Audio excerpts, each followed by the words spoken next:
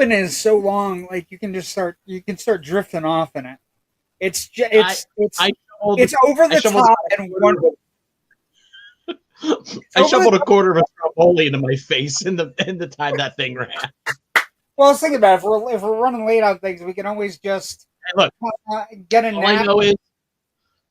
All I know is during the Biden administration, my local pizza joint got my food here on time.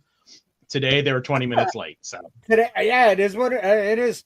Welcome to Generation Movie on a Monday night. My name is JW Colwell. I'm joined as always, with my person in moviedom together, my generational bosom buddy, Rich Drees from Filmbuff Online. Rich Drees, how are you doing on this Monday night in January? Well, let's see. Since we last saw each other, I found out I need a root canal next week. Hey, welcome to the club, baby. Woo! I had two in 10 days. And the tooth extracted in 10 days. It's like, fuck. They're the worst. Just to your other thing, me being your bosom buddy, am I the Scolari to your Hanks, or am I the Hanks to your Scolari? I feel Scolari, and I know Tom Hanks has become a huge to do. I feel Scolari is the better improviser, so I'd say I'm Scolari. I'll give you Tom Hanks. Okay. Or do you want the Scolari? I'll take Hanks if it means Hanks. I'll take Hanks. as long as I don't have to make fucking Forrest Gump. Anyway, okay.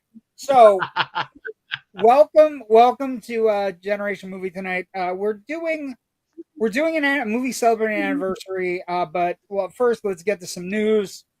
Since we last talked, we've had Oscar nominations, and I think that's a good place for us to start. What? Those things happened. Yeah, those things happen, and I got to tell you, Rich, just looking at everything, I think it's a weird year. Like I in what way? In a way that I feel we have a front runner that shouldn't be a front runner. I feel we have another movie that in any other year would be a front runner, but now has the editor making stupid comments and people starting to notice and asking questions on a movie that probably would be far and away the front runner. And then I think we have a musical that should be the front runner, but if we're gonna do that thing where we pay people off down the line for the culmination movie, maybe that's where we're headed. But I just think it's a weird year in the sense that for the first time in a while, there's nothing really front and center where you go, that movie's gonna win. We're dancing around this, but yeah, 13 nominations for Emilia Perez, which must make Netflix awfully happy because they're constantly in search of Oscar statues to kind of validate their own terrible ideas about movie distribution. I think those are changing though. Wait, did you hear the news about Greta Gerwig? Yeah, but I don't think this is a big shift from Netflix, to be honest. I think, yes, they know it's Greta Gerwig. Yes, they know it's a big marquee title like Chronicles of Narnia. Yeah, but it's only 2 weeks in IMAX screens. I think that's enough to get everybody else talking. I think our boy Ryan Johnson will have something to say. It's not theatrical distribution. It's promotion for when it's going to be on Netflix, like it always is. Like it was with Glass Onion, like it was with the De Niro flick from a couple years ago. I'm suddenly Irishman. Irishman. Yeah. Yeah. I just don't. But this Emilia Perez, I've seen it. I would be remiss to not discuss it has so much controversy swirling around it. As a cis white male, in my 50s, trying to discuss this movie is kind of like a minefield, but also like the person that made it is a cis white male in his 50s who doesn't speak Spanish. Speak Spanish? And see that it's weird. Yeah, that's kind of where I come down on it is like the people who are complaining, Spanish people or Mexican people, excuse me, are complaining because it was made by French people. And they're like, well, I don't think you guys really understand what the Mexican experience is. We don't feel this properly represents Mexico, whatever. Not So a obviously, single I'm a guy living in Mexican Pennsylvania. artist, one actor. Yeah.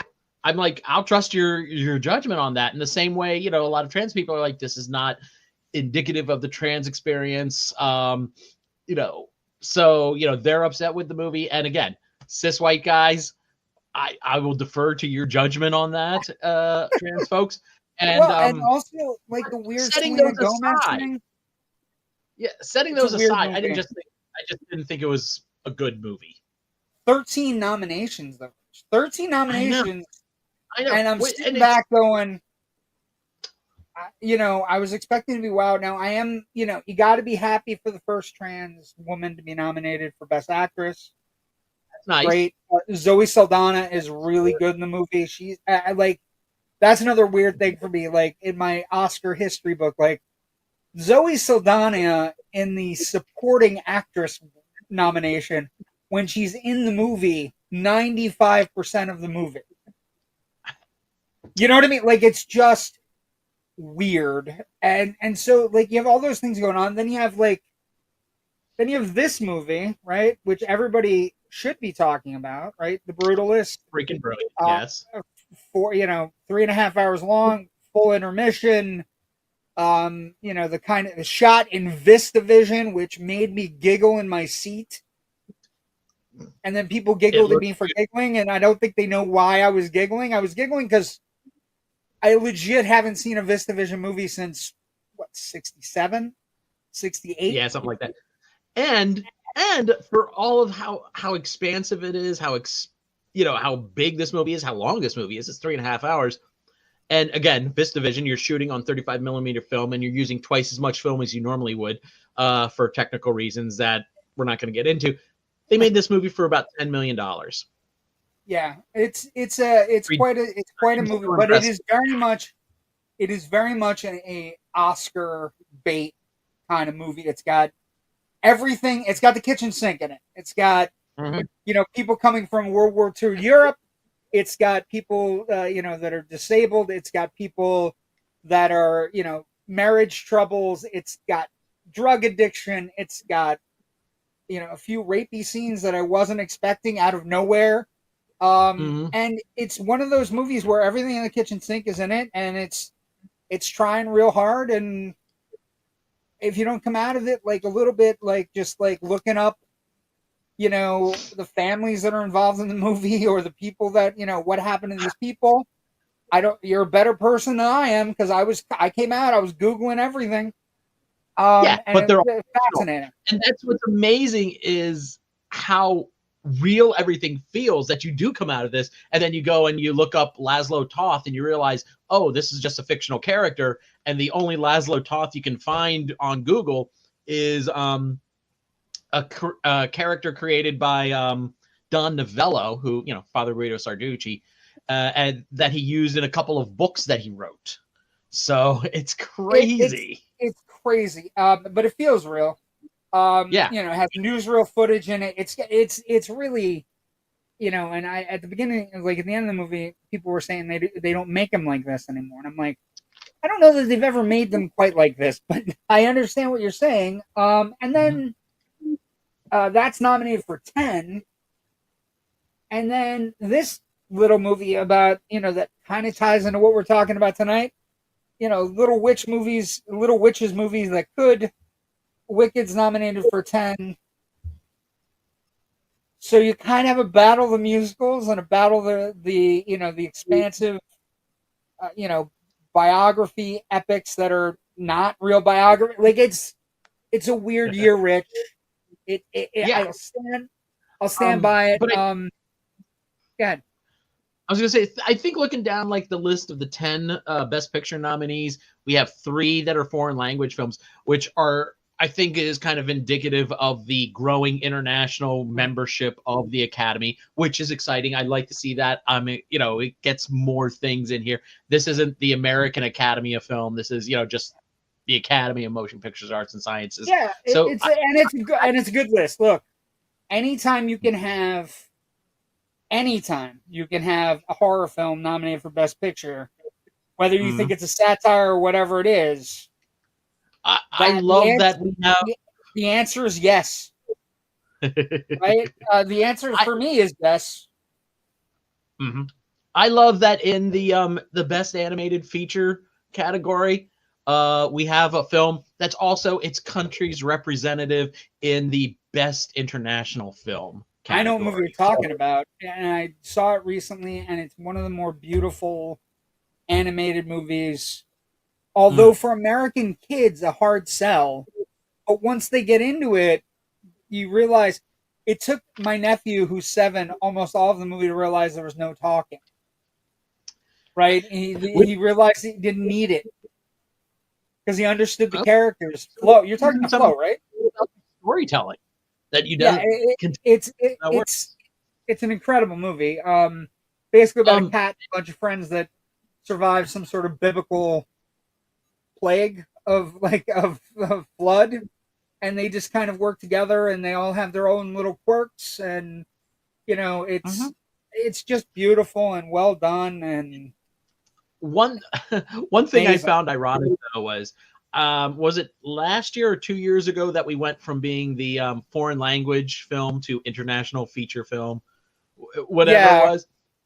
But it's essentially the same category. So now we have Flow in that category, and not a single word is spoken. There's no language in that film, which I thought was kind of humorously ironic to me in my weirdo.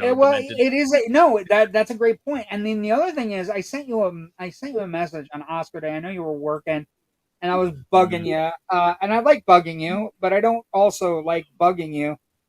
And I was like, you do for an hour and a half every Monday night. Every Monday night I bug you. But I don't want to bug you at work. Like that seems above my pay grade. But I sent you a picture. I'm gonna bring it up. Give me one second. Yes. I sent you a picture that is also leads me to understand the concept of this is a weird year. And I was it was really a fucked up thing as I'm sitting there watching the Oscar nominations, and I sent you a picture, and this is what the picture was. Hold on. I'm bringing it up. I should have brought it up earlier, but that's okay.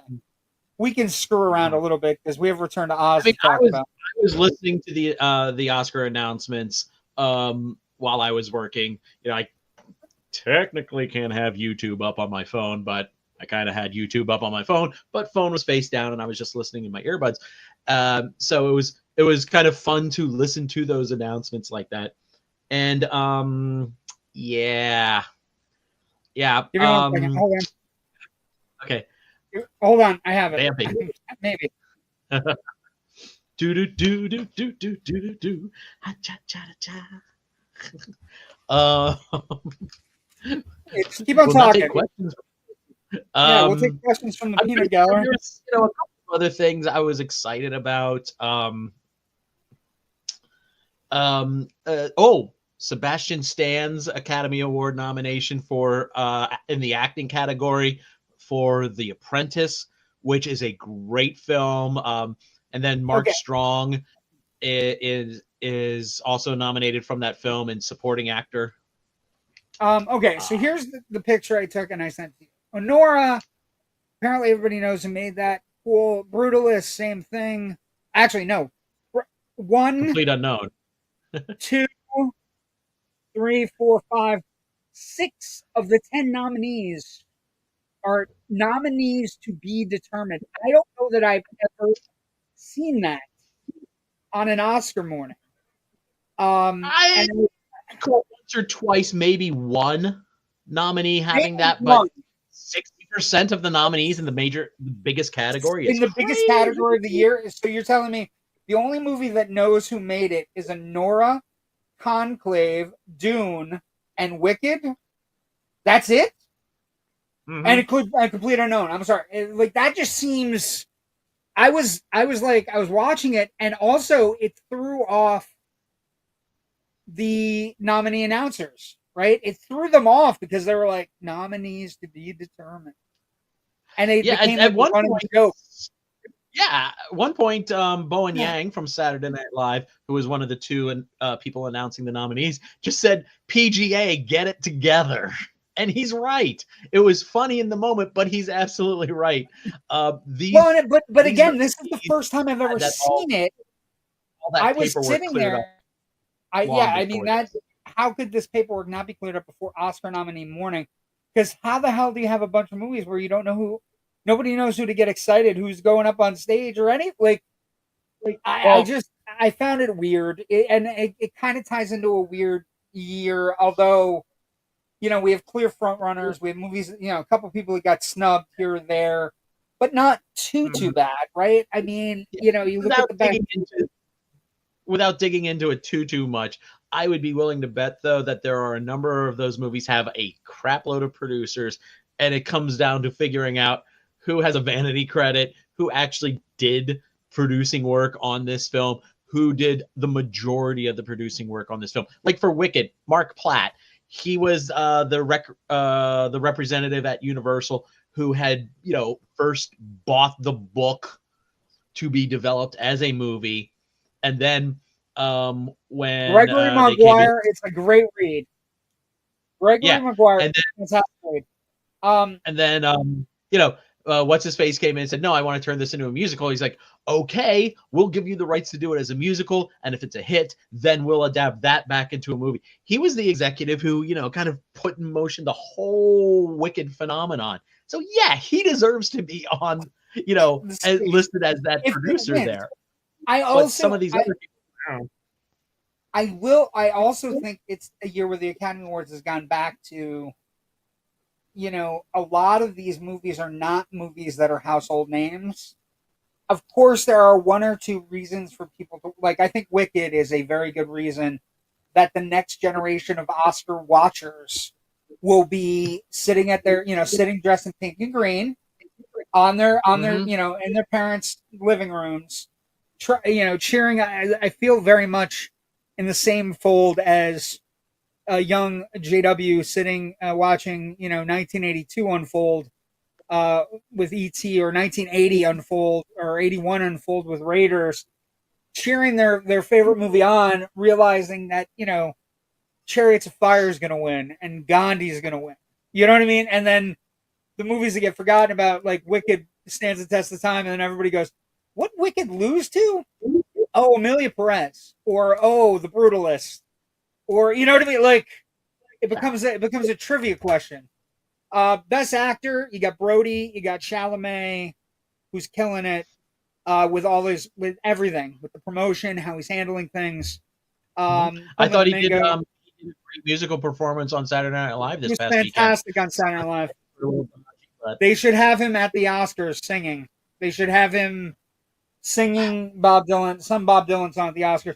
Ray Fiennes and Sebastian Stan. It's a 3-person race, right? We get I think it's 3. Brody, Chalamet, and Fiennes.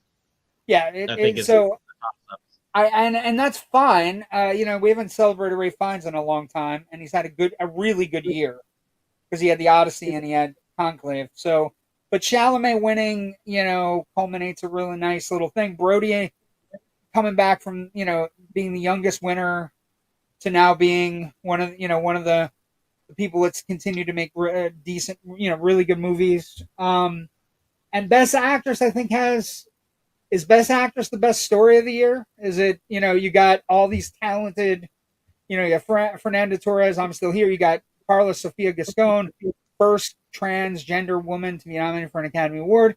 Mikey Madison, who kills it in Honora. Cynthia Erivo, who is a Felba. And Demi Moore in the role of her lifetime, like the role where she becomes an Oscar winner, maybe. And her speech was so good at the Golden Globes that you just go, it might be time. Like, I want to hear more speeches from her. What was that? I want to hear more speeches from her. That's exactly right. I want to hear a speech on the biggest stage of the year. You know what I mean? That kind of thing. Because that's essentially what the Golden Globes have become. It's a bellwether, but it's more, how do you take a win and manufacture it into momentum into the Oscar race, right? That's what Amelia Perez has done. That's what, Demi Moore's done, Brody's done. You know what I mean? Like, it's manufactured. But let's get some questions. Of course, if you like us talking about Oscar stuff and you like seeing our mugs every Monday night, please like and subscribe. It takes barely a minute. Ends up helping us all. Facebook, Instagram, YouTube, anywhere you watch. Let's see who's in. Let's see. Good evening, friends. Good evening, Ken McKernan. Can shorten it to Gen X movies. Well, no, because we don't do just Gen X movies. But okay. Yeah, I think we could shorten. We could try to shorten the opening. I don't know if it's in the button. Good evening, gentlemen. Thank you, Joe. Evening, Joe. Yeah. So I think it's going to be a weird year. I also think the Academy has kind of gone back a little bit to we don't want necessarily for you to have seen every Best Picture nominee. Only you nerds see all the nominees. You know what I mean? And I think having at least Wicked in the fight to kind of like, Wicked's a movie that made $450 million. Everybody loves unconditionally. You know what I mean? Like, and then you have like, a quiet, big epic brutalist, and you have Amelia Perez, which I just think is loud. It's loud. And all the criticisms I've seen it twice, and in rewatching it, all the criticisms really hit home the second time you watch it. And I was trying to give it a free rein, and then I went in with the criticisms, that Selena Gomez tries real hard, but it's not a Spanish that anybody would speak, or not a single Mexican behind the cameras at all, and filmed entirely in Paris, and trans community not enjoying the concept that this particular transgender person is kind of evil. They're still evil even after they change, and it becomes this thing where you're not sure if the transgender change is because it's what they're supposed to be, or it's because it's an easy way out kind of thing. Like it's wonky. It's unique though, and it looks different, but I don't know that it's what it's supposed to be. I don't. Anyway, it should be a good year. Always fascinating to see how things play out. Box office this weekend down, just down. And here is something we haven't said in a couple years, Rich. Theaters and box office people are eagerly awaiting a Marvel movie. Brave New World cannot get here fast enough. Projected to earn $90 million in its opening weekend, which is. I did have a question, and this is an answer for somebody who asked. Somebody said, "Why are we releasing Brave New World, Captain America: Brave New World, the second week of February? It is Valentine's Day. Does Marvel not understand that?" And I said, "Yes, but Marvel also understands that their Captain America is an African American, and February is Black History Month. So, sorry about your chubby Cupid. Marvel's also laid stake to February as a landing spot. They've always been doing all the way back to a February 14th release for the Ben Affleck Daredevil movie. Yeah. I remember teaching my girlfriend, future ex-wife at the time, about, oh, honey, it's all about romance. It's Daredevil, it's Elektra, it's love. It's love. And then, it's Bullseye. But yeah, I mean, people are really looking forward to it. I don't know. I don't know what's going to happen.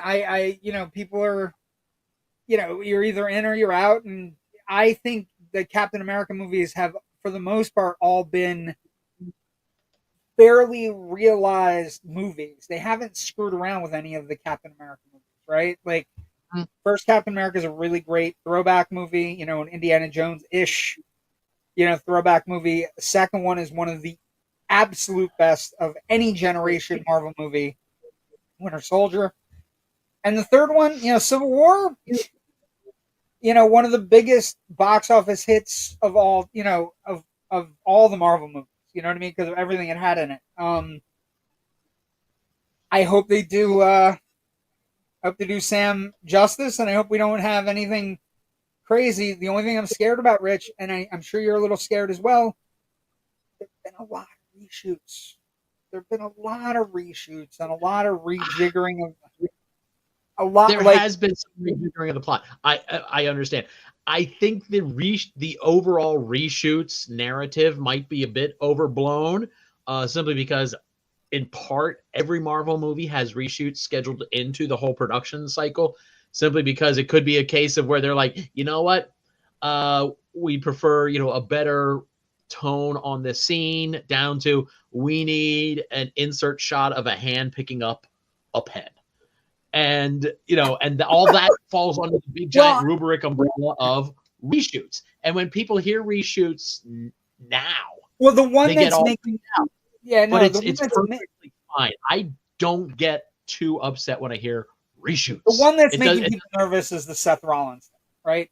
Rollins went on a major wrestling website and they asked him about Brave New World, and they said, basically said, I am not in that film. And they're like, you filmed 6 weeks, and he's like, yes, I am not in that film. And then his pointed question to the interviewer was, am I still under NDA if I'm not in the movie? Yes, the answer is yes. And he moved on. But here's a pretty big popular wrestler that had a role and then didn't have a role, and his role was cut, and then eventually he was jettisoned. And he's answering for it. And I think the interesting thing is it's one of the rare cases where somebody that's photogenic and built and isn't in a Marvel movie. You know what I mean? And I think it scared some people. It scared some people. It scared me. I'm not gonna lie. It scares me a little bit. And honestly, though, and ironically, though, think back to Falcon and Winter Soldier. The whole third act of that story, like the last 2 or 3 issues, basically, episodes, basically, they had to reconfigure those because originally the bad guys' big dastardly plan was to unleash a virus. And now in 2021, no one wants to see the big bad villains unleashing a virus. So they said, you know what, we're going to have to change this around a little bit. And they went and did. And I'm that. But that I can expect. Completely getting rid of characters that they've built into the script already, and then I don't know. It's just I think people are a little nervous, but I think I'm hopeful. I have again, I have my Harrison Ford Red Hulk on order. Like, I can't pass up in a room full of Harrison Ford toys. I can't pass up Harrison Ford as Red Hulk. So that being said, last thing, box of we go again. One thing about Brave New World, though, before we go on, I mean, we know a lot. They've been showing certain things about it, but as far as I know, as far as I've been able to see, let me just double check to make sure. Yep, we still have not seen any actual footage of one, I feel, at least semi-major character in this thing, and I'm very surprised by it. It's no secret that this person is in this movie, and I'm talking about Tim Blake Nelson's the leader. Yeah, I think he's the reveal. I think he's like, when he shows up, I think people are gonna lose their fucking mind. Like, if you've been in on it since the beginning, because that theoretically that particular Marvel villain has been cooking for what, 15 years, 20, 17 years? Something like that, yeah. When did the Hulk come out? Hold on. 2008. 2008. That's what I was. 17 years. He's been cooking. I dare say, though, I wouldn't be surprised if we got one final trailer during the Super Bowl. I'm reasonably sure, even though James Gunn has said, no, we're going to the Puppy Bowl this year with Superman, that we're still going to see something during the main game itself. Well, even that caused like people were having a kerfluffle, and like Gunn had to get out and say, "I don't know what I know. You people are freaking out because I coincided. I don't know if you saw this. There was a little bit of controversy. So they released a really great Superman ad yesterday that showed him really flying for the first, like, not kind of gently going up with Lois or anything. They showed him kind of like putting the sonic boom Put the into hammer his, yeah, and going really fast. And people were like, "Oh my god, CGI face!" And Gunn had to come out and go, "It's no CGI face." And this all, I think, sprung from over the weekend. There was a big to do that somebody found a CGI face in Craven the Hunter. And I want to remind people, James Gunn is not a member of Sony. Okay, down. so what happened was they found somebody found a frame where Ariana DeBose is not saying what her mouth is saying, and her eyes blink uncontrollably, and that happened. And then the same thing happened with the face. It looks like a CGI face. Oh my god, ooh, what's going to happen here? And I just, Gunn's like, fucking relax, everybody relax. July 11th is coming. And I was talking to somebody about this, Rich. I think Superman is the movie we need more than anything right now. Mm-hmm. In the state we're in, we desperately need it. Okay. Yes. And there's nothing that makes me happier than when some idiots start analyzing a bit of footage from a point of view that is entirely misinformed, ill-informed, or not informed at all. It's and James Gunn just has spot. Yeah, it's like 3 seconds of Superman flying, and they're all like, "Oh, that's all fake." And he's like, "Well, no, actually, the background plate is 100% real. We shot that in Iceland, and this we shot on the thing." And I'm just like, "You people think you know what you're doing." Sweat's face, but people get a little bit on edge about things they really love, Rich, and that happened in 1985 too, didn't it? Anyway, tonight we're doing Return to Oz. As the poster says, it's an all-new live-action fantasy filled with Disney adventure and magic. And if you say Disney adventure and magic in the 80s, that includes this movie and The Black Cauldron, and it wasn't really adventure and magic so much as darkness and sanatorium.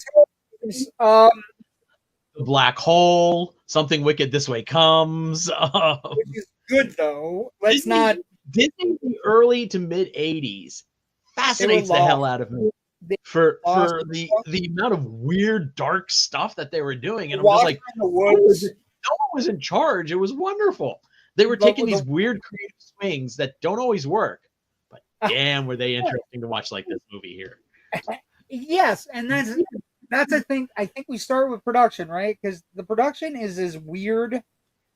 It's as weird as we've come across. And I say that, realizing that we have discussed on this show Deborah Winger farting at Shirley MacLaine. But this production is fucking wonky, Rich. Wonky as hell. First off, talking about Walter Murch, you have to start with Walter Murch. He is one of the best editors, writers, sound designers. He was very much the movies he's worked on: THX 1138, Apocalypse Now, Godfather 1, 2, and 3, American Graffiti, The Conversation, Ghost, and The English Patient. He's won 3 Academy Awards. You know what I mean? Like, and he comes to Disney in the 80s and says, I want to make a Wizard of Oz movie. And you go, okay. And then you find out that Disney had already worked around everything. And Walt Disney, chief of production, Tom Willite, basically tells Murch, cool, because we have all the rights to all the Oz books, and that the copyright's about to expire, so get working on it.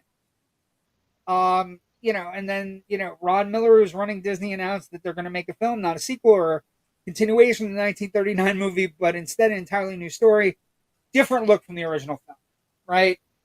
And actually, I love how the actual, a lot of the actual look draws from the original illustrations from the Baum's original novels, like even like stuff like the Cowardly Lions, bow in the hair, the look for the Tin Man, the look for TikTok, everything really draws back to those things. I mean, obviously because of copyright stuff, they had to move away from the MGM look, but man, so much of that stuff looks like those original illustrations come to life, which I find absolutely, especially like the Tin Woodsman, the lion, the scarecrow.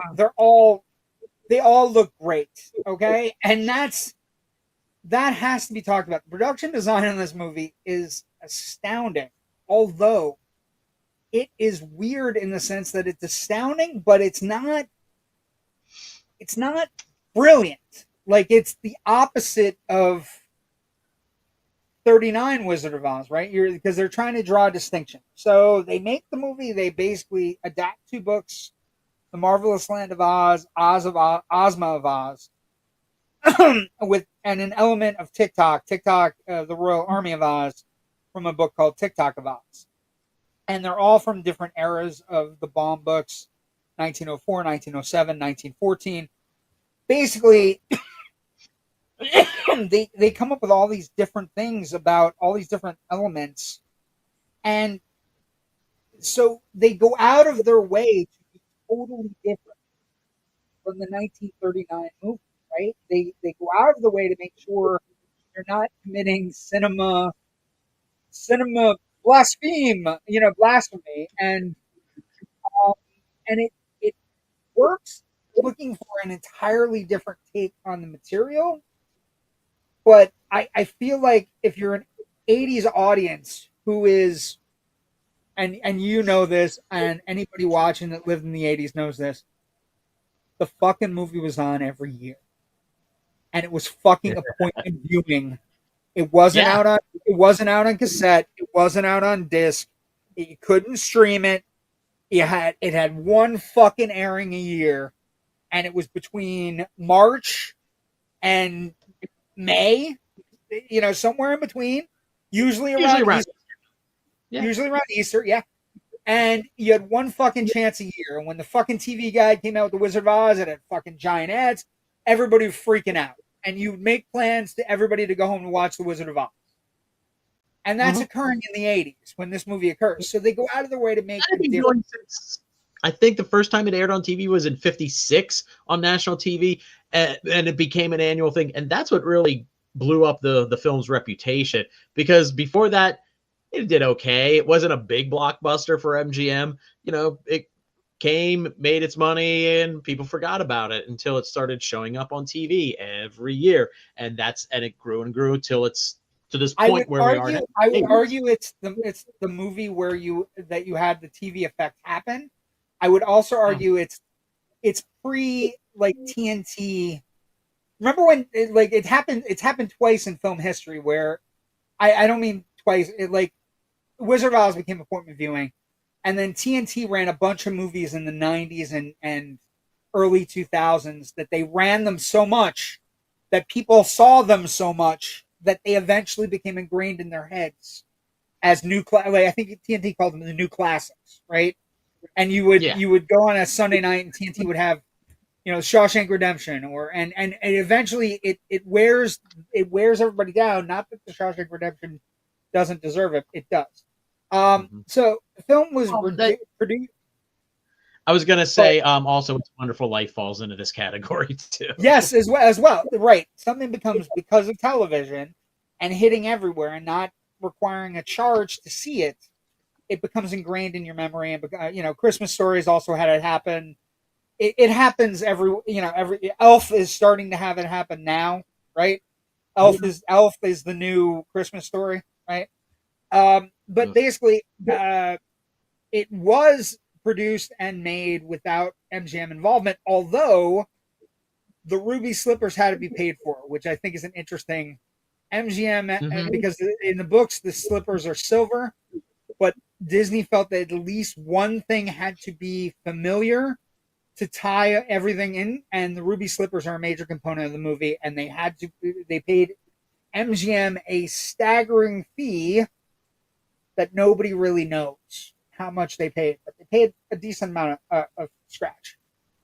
Casting is always interesting on this movie. Fairuza Balk, she was basically chosen for Dorothy at a very young age. She was 8 or 9 at the time, and she basically secured the role. It was a nationwide casting call for the role of Dorothy, and she came from Vancouver with her mother and won the role. And you know, just it's you know, it's really interesting, like because they basically were looking for somebody that had that could pass for Judy Garland's cousin. And if you look at Balk in this movie, she really does look like a young Judy Garland. She looks like a young version of Judy Garland, which is, you know, incredibly interesting and just kind of blows your mind. But the casting swath for this movie, she beat out thousands of people for this role. And the auditions were held around 8 cities. She was the second youngest auditionee. And she just kind of killed it, right? Emma Ridley also was cast. She plays Ozma, and also the little girl that leaves. She had a lot of trouble with the shoot of this movie, the production shoot of this movie. Rich, I was looking at it. I was shocked at the production of this movie. This movie shot from February 20th, 1984 to October 1984.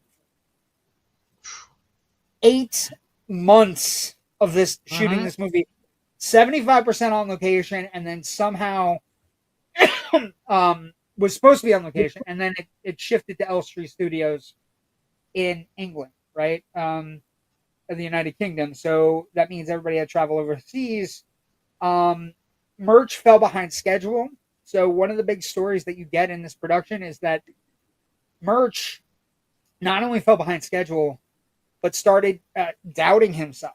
And, you know, the dailies, there were a lot of pressure from Disney, like, what the fuck are you doing with our money? How is this going?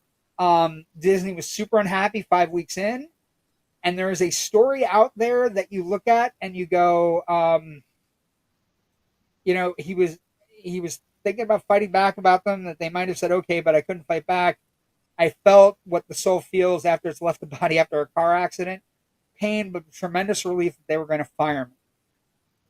But, and it's a special thanks in the end of the credits that you look at, George Lucas and Francis Ford Coppola came forward, supported Murch, helped him with the studio, and then once he got reinstated, Lucas didn't go behind his back, but kind of like went towards Disney and said, if he fails again, if he has another breakdown again, I will shoot in and shoot the movie for free.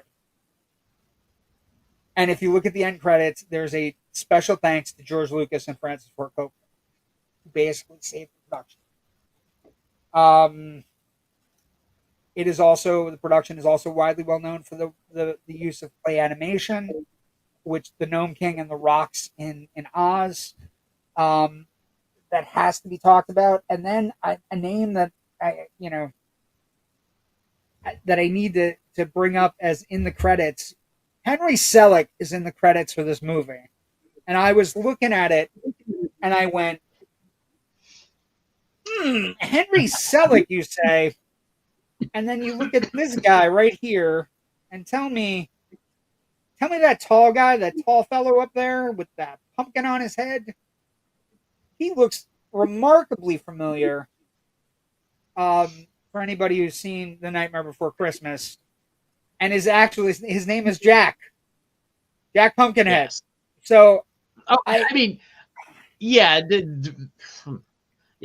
Jack Pumpkinhead was very much ripped off for the character of Jack Skellington in Nightmare Before Christmas.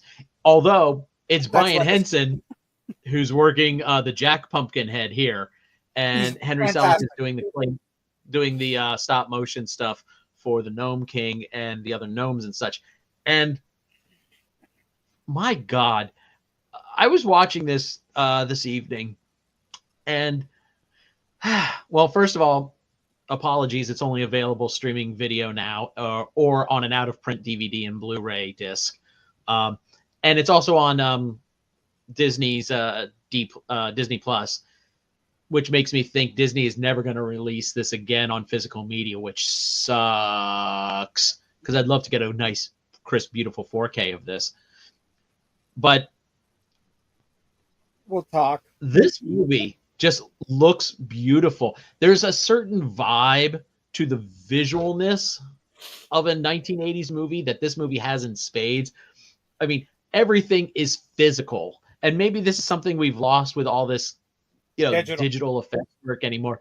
But I mean, even when you're looking at the gnome faces sliding through rocks and stuff like that, it's all actually beautiful physical stuff, and it's great to look at. I love looking at it. And if they did the same thing with digital, I think you would be able to, somewhere in the back of your reptile brain, know that it's not real. It's not actual movement. It's fake but movement. But there's also additionally, I mean, there's something about, I don't know if they were using different film stock back then, or because they were using film stock and not shooting on digital. There's something about like the look, how it captures even just a scene at like the farmhouse with Piper Laurie, who's fantastic as Aunt Em, and Dorothy. And you're just like, oh, this looks, there's something about that whole look. And it might be how they lit those scenes. We've kind of lost a little bit of that. And I was really kind of bummed out while watching this today going, well, that is a true statement. There is something to be had in that the CGI scenes are not nearly as good as the actual physical scene, right? There's a couple flying sequences that aren't great, where you're just like, that looks 100 times better now in today's stuff. But the actual physical decay of Oz is really quite amazing production wise. And they did the end of the movie, they filmed all the scenes over again because of a gold dress that didn't show on screen properly. So they had to reshoot it, and then she was much bigger than she was when she was there. Because again, this shoot, Rich. This fucking shoot. February to October. They only had a small window during the day where they could have these on set. Yeah, so, and she's in 99% of the movie here. Really. She could only work hours a day, Rich. It was, listen to this. Basically, the only two actors on set were Balk and Ridley. They had limited hours a day, but they're both, Balk is in 98% of the movie. She could only work 3.5 hours a day, which was limited to 9:30 to 4:30, which included breaks and school. She was not able to meet with journalists. She wasn't able to do anything. Her mother was there protecting her the entire time. So thank God, in all of my research about the production, she was never in any, like, sometimes you hear about some of these horrible shoots, although, you never hear about these horrible shoots for kids. The only one you do hear about is when they shot the Emerald City scene at the end with all of the people on set in a very tight studio with all the characters and actors. It was so hot on the set that she passed out. That she conked out, and they had to stop shooting for the day. So incredible. And here, so that is the story of the production, is that Murch almost had a nervous breakdown making it, and that Lucas had to jump in and go, I'll make it for free if he fails again. But if he doesn't, cool. Box office, we're not going to go. I mean, you get Lucas sticking, I don't want to say sticking his nose into it, but you know what I mean. Being involved because, Walter Murch was his editor for a few things. Well, Gary Kurtz was the executive producer. Is the executive producer who, even though they had a falling out, he was backing up his guy, and I'm all for that. Let's talk box office, Rich. This is going to be the shortest segment of box office we've ever done. Budget was $27 million, Rich. Again, not that much. It opened on 1,238 theaters. The most theaters it ever was on was 1,238 theaters. It lasted 3 weeks in the summer of 1985. It opened on June 21st, 1985. Lasted 3 weeks, and its opening weekend was 2.8 million. Got crushed, It and did not. it did not do well. It ended up grossing 10.6 million total, although it eventually would go overseas and around the world and become a cult film. Its adjusted box office would be something around 32 million. So today, and like I said, the box office is not the story. Critical response then and now is interesting, Rich, where we get into this movie because it's become a bit of a cult film, and because it's become, because Oz is so fucking hot right now, right? This movie's up on Disney Plus in the vault section, but it's also up if you like Wicked. You know what I mean? And the two movies that are up for Disney are Oz the Great and Powerful, the Sam Raimi movie, and this movie. And I gotta tell you, the most interesting thing about this movie is it does look real. It looks so real that there's no sheen to Oz at all. And when that happens, I could, I was watching it and I don't remember seeing it in 85. I think I came home in July of 85. And by that time in July of 1985, Back to the Future had hit. And so nobody gave a fuck about anything else that summer, right? That was the movie, right? And I don't remember seeing it. And then when I did see it, I saw it later as an adult. And then just because as a, kind of like get drunk and watch Return to Oz in college. And then rewatching it yesterday, it has a lot going for it in that it's darker and scarier. No darker, no scarier than the original with the witch chasing people around and, people falling from trees and trees throwing apples and shit. No different, except for we have a sanatorium. We have electroshock therapy that's in the first 20 minutes of the movie. And and here is the one thing. While all the characters are fun to watch, especially Jack, especially Brian Henson playing Jack, and to a certain extent TikTok and Gump and Belina the chicken, here's what I hit upon last night in my thoughts on this movie, Rich. Everyone is a step-down character from the original 1939 Wizard of Oz.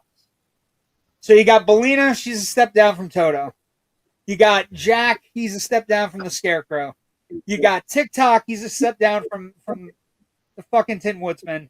And you got Gump, he's a step down from the Cowardly Lion. And then the villains are kind of like Nome King and Princess Mombi are...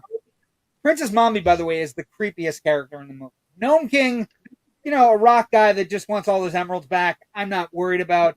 But somebody who's cutting the heads off of maidens and putting them in a room and then telling Dorothy, the 9-year-old Fairuza Balk, hey, I'm going to put you in a tower and wait till your head becomes cool so I can use it. That's fucking creepy. That's some great shit, man. I'm not saying it's not, but I'm just saying I don't know. Like, I think there's a good movie in there, but I also think a lot of the joy or a lot of the spark that's from the 39 version or the spark that you want to get from Wicked in 2024, Oz is completely dressed down, right? It doesn't look pretty. The Yellow Brick Road is all like torn up. Emerald City doesn't have any emeralds. And so I can only imagine going into this theater in 1985 with like a grandmother taking a grandson or a granddaughter to see an Oz movie and getting there and just going, what the fuck are we watching? You know what I mean? Like, yeah, and I think people, but to counter, yes, a lot of people were like had expectations set by that repeated reviewing and viewing it over and over again of The Wizard of Oz, which we talked about. And I don't think Murch certainly wasn't interested in that. But somebody like Harlan Ellison, great writer, great critic. I firmly recommend his book film criticism essays called Harlan Ellison's Watching. If you can find it, I'm not sure if it's still in print or not, but it's a fantastic book. But he was also a very big, classic Oz fan. The original 11 or 14 books by L. Frank Baum. He was a big fan of those. Read them over and over again. And there was one part here. Where is that quote? I just was looking at. Scheisse. Oh, here it is. He said of the movie, it ain't Judy Garland, it ain't hip hop, but it's in the tradition of the original Oz books. And that, I think, coming from somebody who had an avowed love for those books, who was very critical if you deviated in any way whatsoever from certain texts, I think that's a strong argument in favor of what this movie was trying to do. Oh, no, it definitely is. And I think that's another way to look at it. Everything looks amazingly like a cover of a 1904 book. And I will say that. I was coming out of it. I was coming out of it last night just going, I don't hate it. I think it's a real interesting thing. But in a lot of ways, this movie is so narrowly focused on you and I often ask questions. Who is this movie for? Why is this movie made? I think Janet Maslin had a great critique. Children are sure to be startled by its bleakness. I think that's amazing. That's like, but that was the 80s. But here's the thing, Rich. The bleakness in this movie is fighting two problems. Like, again, we are children of the 80s. We watch a lot of 80s movies. 80s movies, kids were in danger most of the time. We somehow got away from it in the 90s and 2000 aughts and the 2010s and 2020s. But children in 80s movies were actually in peril. Like, and we talked about it with the Goonies, right? The kid peril. Yeah. The Never-Ending Story. Atreyu is legit in peril, right? All the characters you see in that movie die at some point or another, which is also, again, peril that kids are used to dealing with. But I think the interesting thing here is it's not only fighting the kids in peril thing, it's also fighting the sheen of the Judy Garland version, right? And the sheen and the beauty of the Judy Garland version, which we understand is a clear reason why Wicked is so beloved right now, right? Because it's got everything that you'd want if you're a fan of the original, Wizard of Oz, and has everything, all the dark stuff going on underneath it, the boiling pot of a woman who's scorned because she's a little different, going up against a fake charlatan. Boy, this movie might be too on the nose for 2024. So that's where it's interesting, but there's still a sheen to it. There's still a beauty to it. And I think once you get in there and Dorothy's going to the sanatorium, and then all the characters are kind of not recycled characters from the books, but recycled characters that look like TikTok's cool, but he doesn't have an axe. You know what I mean? Gump's neat, but he's not the Cowardly Lion. And I think that's where the disconnect was, right? And I think, there's a good movie, there's a cult movie in there where it's mainly for this reason. There's a cult movie in there because Balk is so good. She's really good in the movie. It is a really good, as we talked with the Goonies, right? There is a really good kid performance to be had here. And she's very good, and she's very much like in line with what Dorothy is described in the books as a young girl, like not Judy Garland, mid-20s, you know what I mean, acting 13.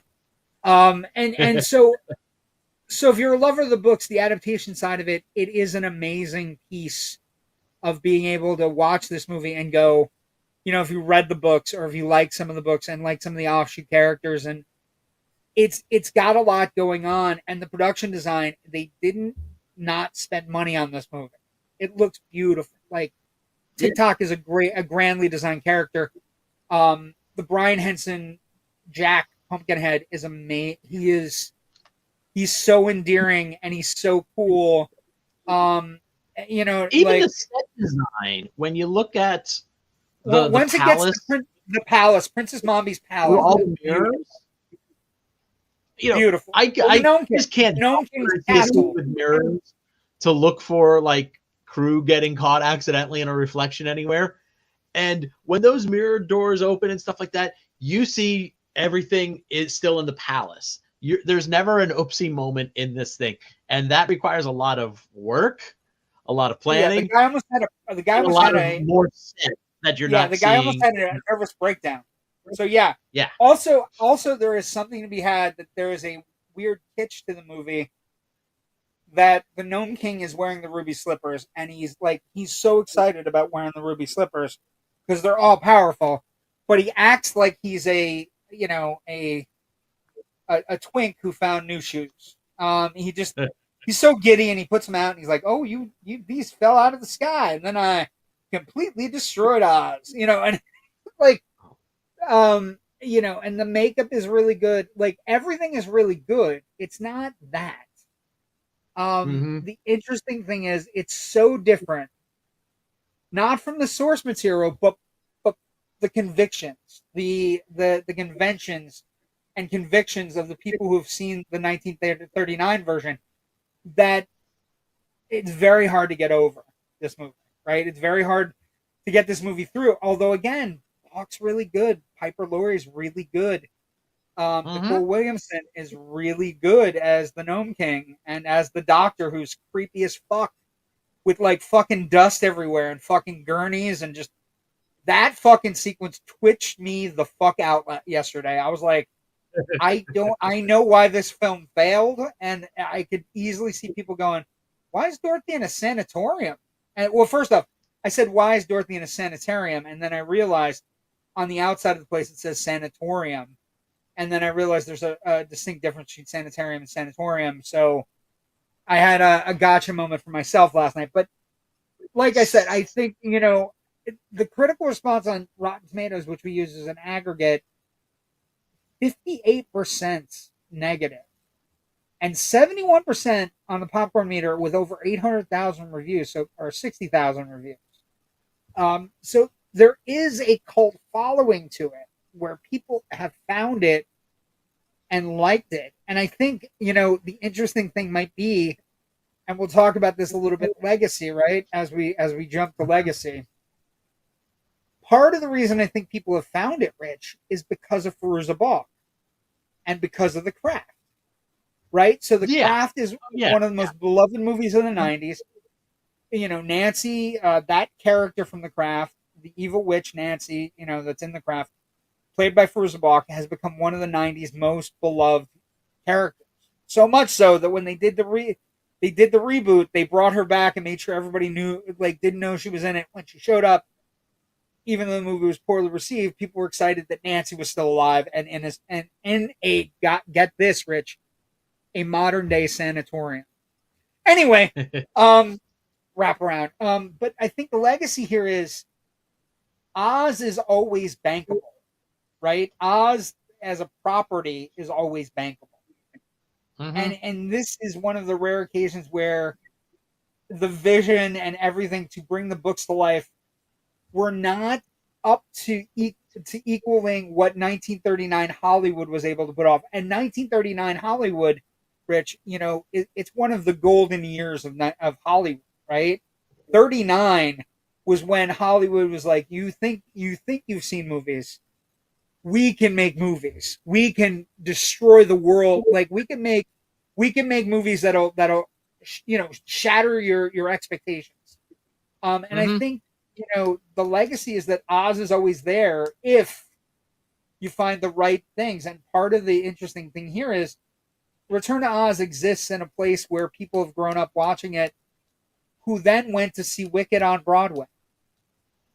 And they all tie in. Like The Wizard of Oz in 1939, as a kid watching it on TV every year, tying into, watching this movie yesterday, rewatching it. And Wicked, they all tie in. I've always been an Oz person. I've always loved The Wizard of Oz because I always viewed it as a main key component movie where you get a bunch of friends and you go beat the evil witch. And you can do it with a lot of movies. Star Wars is very much The Wizard of Oz, right? And I think that's hell. the animated film Spirited Away is very much the Wizard of Oz. Yes, You know, it's influence kind of transcends culture. it really does. And I think the interesting thing here is they missed, but the interesting cult that's built around this film is a legacy. The franchise viability is always there, but it's got to be with expectations that start and begin in 1939 that have captured the imagination for, you know, what are we 14 years away, right? So 86 years of Oz on film. Well, actually, there was a silent Oz before the Wizard of Oz in '39, but Yeah. Oz being important on film, right? And I just think, you know, the legacy here is Fairuza Balk came out of this, and one of the things you'll hear about her, and she talks about, she worked with all those people like Brian Henson and all the people. She became a better actress because of this movie, working with Walter Murch, working with all the people behind the scenes, because she's the only one in these scenes. You know, she's the only one with Gene Marsh. She's the only one with Nicol Williamson. She's the only one in any of these fucking scenes. She became a better actress because of this movie, which in turn leads to other, you know, which leads to the craft. And then the craft leads people back to it. It becomes a circular kind of legacy. Yeah, I'll go with you there. Mm-hmm. I was thinking about it last night, and I watched a couple interviews with her on how important this movie was, this movie was for her to have an acting career and then, you know, eventually get into other movies and do other things. But if she hadn't gotten this movie, she probably never would have made it out of Vancouver, because her mom and dad at the time were getting ready to stop sending her on auditions. Mm-hmm. And when she won this fucking audition, you know, it was the greatest thing since sliced bread. And I just thought that was really interesting. And that the two fan bases are feeding each other is interesting. Mm-hmm. What about you? Any legacy stuff? I mean, the franchise viability is ridiculous. Again, Oz sells. Yes. Despite this movie, because of this movie, perhaps a little bit of both. But also, you know, again, it's, you know, this is from that weird period of Disney before Bob Iger took over in like 91, 92, somewhere in there. Like their weird dark period in the 80s where they're just kind of flailing around trying to figure out what the hell they were doing. And again, that's what makes a lot of the films from this era really interesting. Maybe not good, maybe not great, but some of them are good, great. Interesting. Something Wicked This Way Comes is both good and great. You know, it's really interesting. They flailed around a little bit. You know, this was also the period that produced the Black Cauldron, right? The only PG rated Disney movie at the time.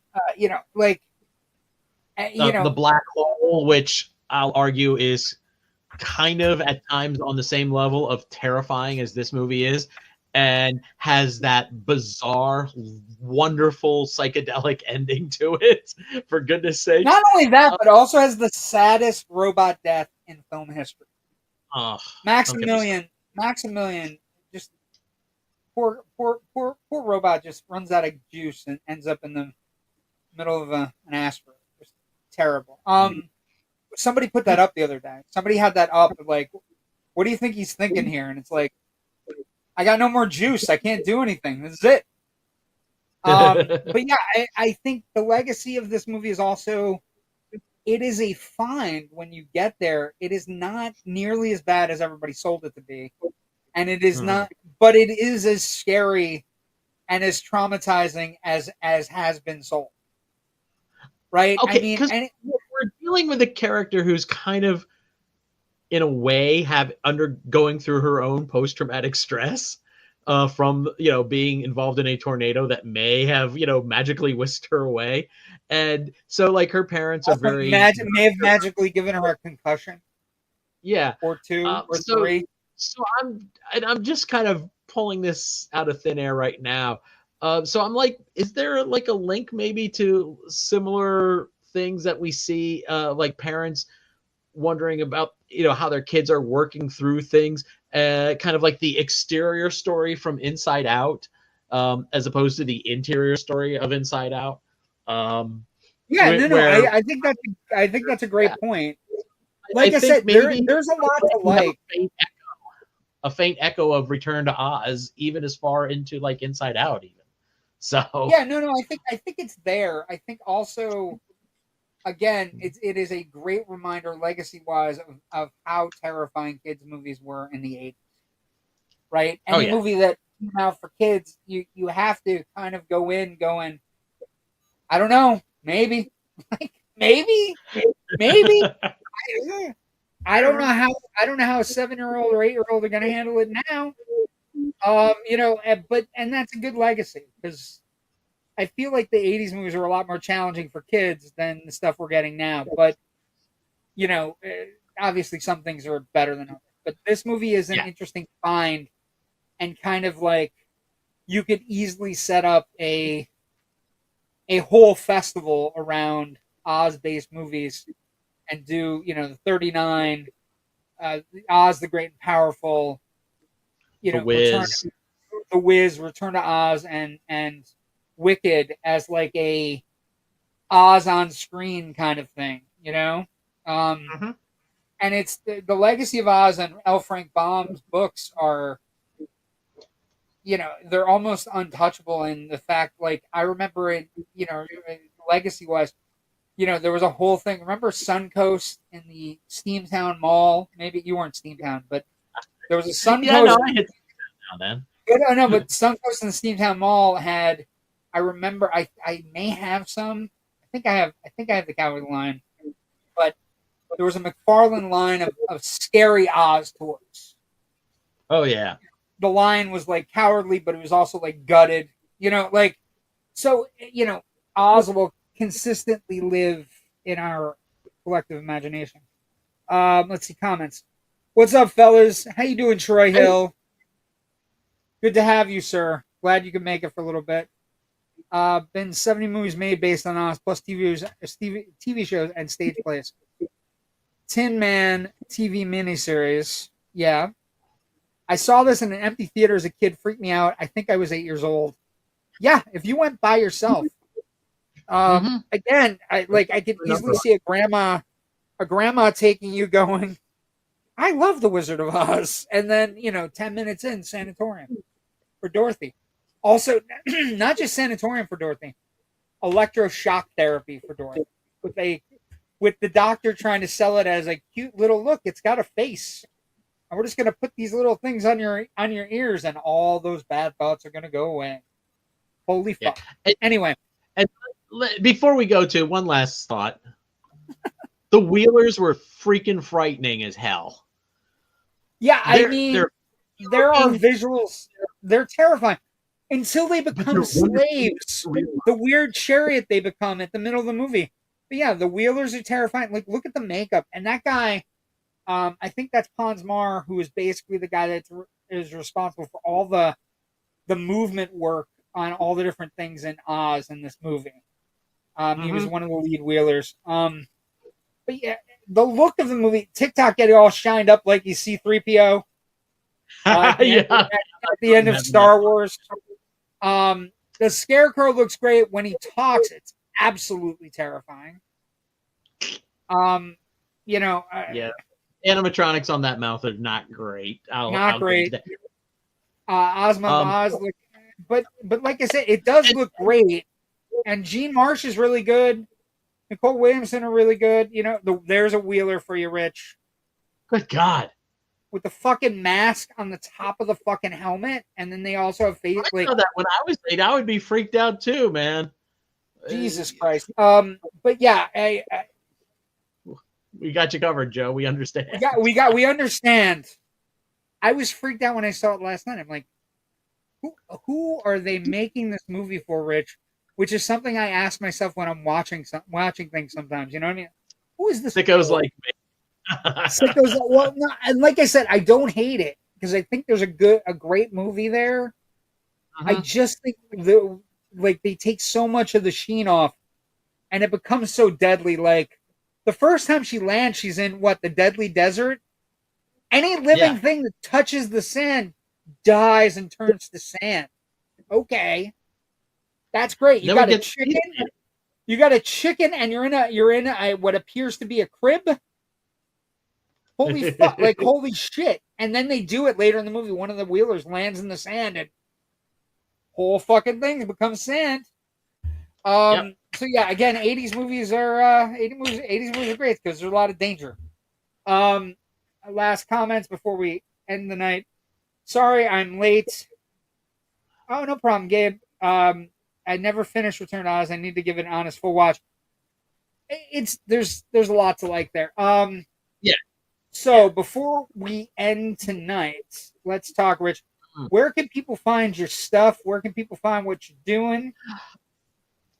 All of my writing can be found at filmbuffonline.com. We also have a Facebook page where you get alerts to when we post new stuff up, as well as some additional stuff like on this date and history posts, some late breaking news that we just do on the Facebook page. We also have 2 other podcasts that we do. The first is Film Scribes. I produced that one for the Philadelphia Film Critics Circle. We just dropped our most recent episode this past week, where we're talking about Wolfman and a few other things. So check that out. And my other podcast is the Big Picture Podcast that I do with my very best friend of all time, Natasha Bogutsky. We just dropped our Oscars nomination discussion. We'll be seeing her in a month. She's coming up. Yeah, she'll be along in a couple of weeks on to here for a little while. That'll be fun. And I can be found on the socials at FilmBuffRich on Twitter and Blue Sky. So JW the Movie Guy on Facebook, Twitter, Instagram, Blue Sky, Threads, IMDb. We're all over the place. Also, coming up this week, I am with my good friends Kyle and Jerry tomorrow night. Oh, hold on. Let me get rid of a banner.